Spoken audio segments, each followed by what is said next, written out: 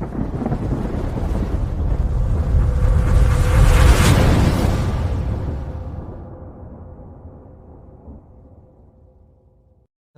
warahmatullahi wabarakatuh.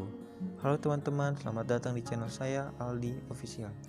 Kali ini saya mau membahas tentang Al-Quran dan sejarah penemuan jasad Fir'aun. Jauh sebelum ilmu pengetahuan modern mampu menemukan jasad Fir'aun, Al-Quran telah terlebih dahulu mengisyaratkan bahwa jasadnya akan diketemukan. Namun, penemuan jasad tersebut ditujukan Allah sebagai pelajaran bagi generasi selanjutnya. Allah berfirman dalam Al-Quran surat Yunus ayat 90-92 yang artinya, dan kami memungkinkan Bani Israel melintas laut, mereka pun diikuti oleh Fir'aun dan tentaranya, karena mereka hendak menganiaya dan menindas Bani Israel ketika Fir'aun telah hampir tenggelam.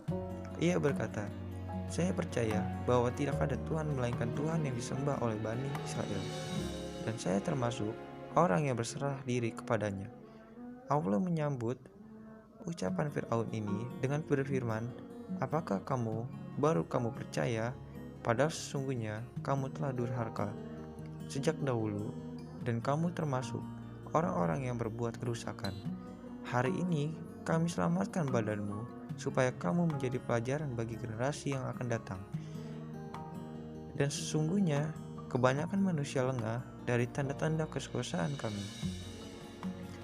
Pakar tafsir Indonesia, Profesor Quraish Shihab, dalam bukunya berjudul Mukjizat Al-Quran, menjelaskan kalimat dalam ayat di atas yang perlu digarisbawahi adalah, hari ini kami selamatkan badanmu, agar engkau menjadi pelajaran bagi generasi yang datang sesudahmu.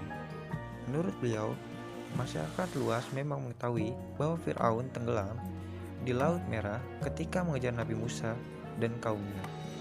Tetapi menyangkut keselamatan badannya dan menjadi pelajaran bagi kaum sesudahnya merupakan satu hal yang tidak diketahui pada masa Nabi Muhammad SAW.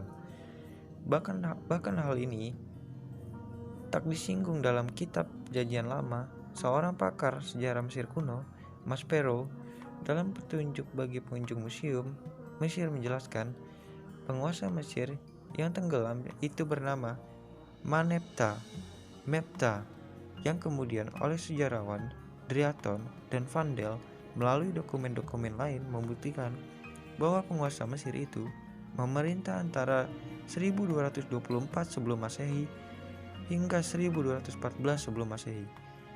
Menurut Profesor Quraish, pada masa Al-Quran turun pada abad 15 lalu, tidak seorang pun mengetahui sebenarnya penguasa yang tenggelam itu berada pada 1896.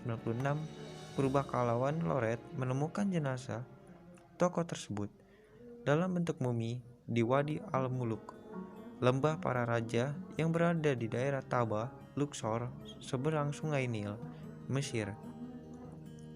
Pada 1907, seorang ahli arkeologi dan sejarah, Elliot Smith, membuka pembalut mumi itu, dan ternyata badan Fir'aun tersebut dalam keadaan utuh. Kemudian pada Juni 1975, seorang ahli bedah asal Prancis, Maurice Bucaille, mendapat izin untuk melakukan penelitian lebih lanjut tentang mumi tersebut. Dia menemukan bahwa jasad mumi itu merupakan Fir'aun yang meninggal di laut. Adapun bukti-bukti telah meninggalnya di laut adalah terdapat bekas-bekas garam yang memenuhi sekujur tubuhnya, walaupun sebab kematiannya menurut dia diakibatkan oleh shock. Bucaille pada akhirnya berkesimpulan bahwa sangat agung dan suci contoh-contoh yang diberikan ayat Al-Quran tentang tubuh Fir'aun, sebab penyelidikan dan penemuan modern telah menunjukkan kebenarannya dari risalah Al-Quran mengenai sejarah mengenai itu. Kalau bukti karena kuasa Allah Subhanahu wa Ta'ala, dari mana kiranya Rasulullah SAW dapat menyampaikan mengenai keberadaan jasad Fir'aun. Tak hanya itu, pada masa Nabi Muhammad SAW, tak ada satupun masyarakat kala itu yang mengetahui bahwa jasad Fir'aun nantinya akan ditemukan sekaligus dijadikan pelajaran. Wallahu a'lam bishawab. Untuk kalian yang udah menyaksikan video ini, semoga bermanfaat untuk kalian dan semoga ada pesan-pesan positif untuk kalian. Dan untuk kalian jangan lupa share, subscribe, and like video ini dan bantu channel ini terus berkembang. Terima kasih.